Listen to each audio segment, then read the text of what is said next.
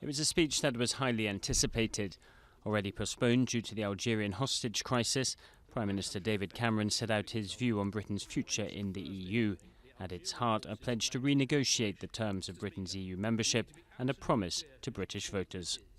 When we have negotiated that new settlement, we will give the British people a referendum with a very simple in or out choice: to stay in the European Union on these new terms or to come out altogether. It will be an in-out referendum. The Conservative leader's plan is dependent on him winning the next general election. Cameron is mindful that many people in the UK are uneasy with Britain's relationship with Brussels and that anti-EU parties have been gaining in the polls. However, talk of a referendum divides opinion.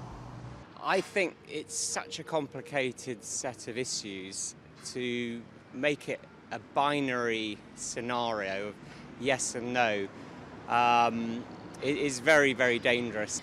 I think it's a good thing. I think it's very democratic. I think basically he needs to get an answer from the people rather than just decide at a higher level. But he needs to educate people first about the pros and cons of being in Europe. Cameron's party contains a strong anti-Europe faction that he's been under pressure to appease. It's adamant that some powers currently held by Brussels should be repatriated to London, the EU budget should be cut, and that a federal Europe should never happen. Britain's European partners, however, are cool to Cameron's ideas.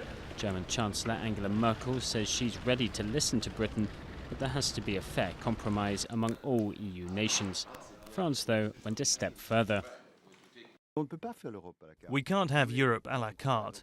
If you want to make a comparison our British friends will understand, imagine that it was a football club. You can join the club, but once you're in, you can't say you want to play rugby. The United States and business leaders have also warned Britain against quitting the EU. Cameron says, though, the bloc must reform.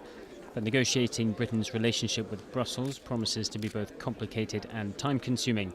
Only then, and only in the event of a Conservative victory in 2015, would the British people finally get their say.